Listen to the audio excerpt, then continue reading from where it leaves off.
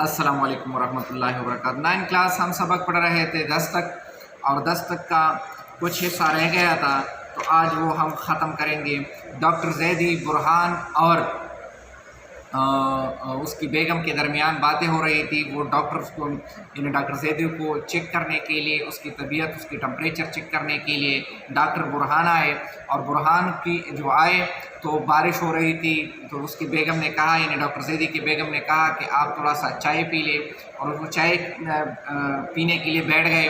तो साथ में डॉक्टर ज़ैदी और बेगम और बुरहान ये चाय पी रहे हैं, और बेगम कह रही है कि डॉक्टर को ज़ैदी को वहम हो गया, दरवाज़े पर दस्तक है नहीं, और ये बार बार कहते हैं कि दस्तक है।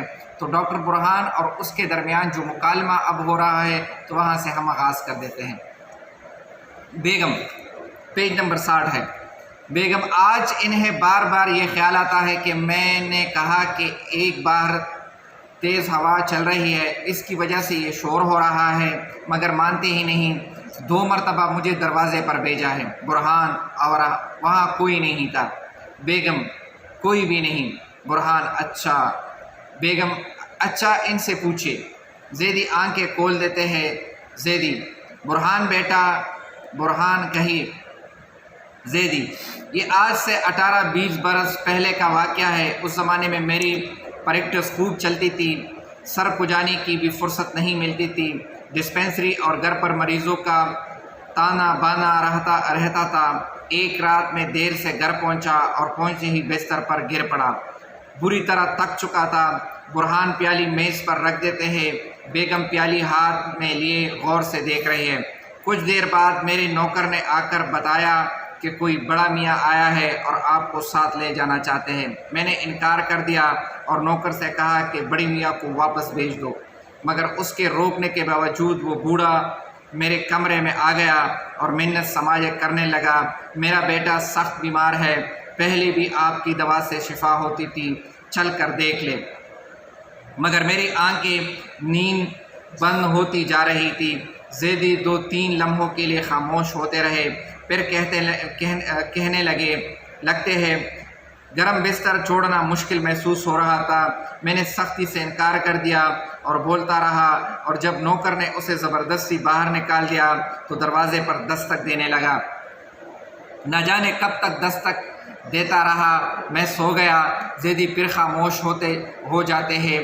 बेगम की निगाहें अपने शोहर पर जमी हुई है, और बुरहान मेज़ से दवाई की एक शीशे उठाकर इसे देख रहे हैं। सुबह उठी तो तबीयत पर बड़ा बोझ था। अफसोस कर रहा था कि मैंने बूढ़ी को क्यों मायूस किया। बुरहान, उस वक्त आपका ज़मीर बेदार हो गया था। ज़ैदी, बस यही बात थी। मैं उसी बूढ़ी को ढूंढने की कोशिश में भी की, मगर कहीं पता न चला, न जाने वो कौन था। बुरहान, वो बूढ़ा सा चला गया, मगर आप कभी कभी अपने ज़मीर के दरवाज़े पर दस्तक देता रहता है। बुरहान बोतल मेज़ पर रख देता है। ये दवा आज ख़त्म हो जानी चाहिए थी। ज़ैदी खामोशी रहते हैं। बुरहान बरसाती उठाकर पहन लेते हैं, और बेगम उठकर ज़ैदी की तरफ देखती है। डॉक्टर साहब। ज़ैदी, कहो बेटा।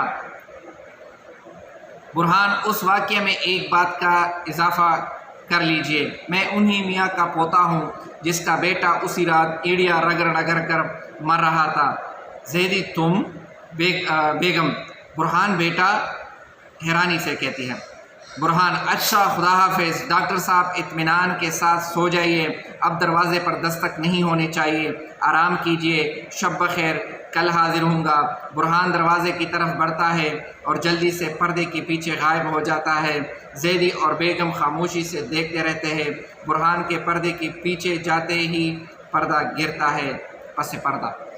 इंशाल्लाह आपको समझ आया होगा। नेक्स्ट वीडियो में इंशाल्लाह फिर हाजिर होंगे फ़रहतुल्लाह बेग के साथ। उसके इंट्रोडक्शन के बारे में बात करेंगे। तब तक के लिए अपना ख्याल रखें।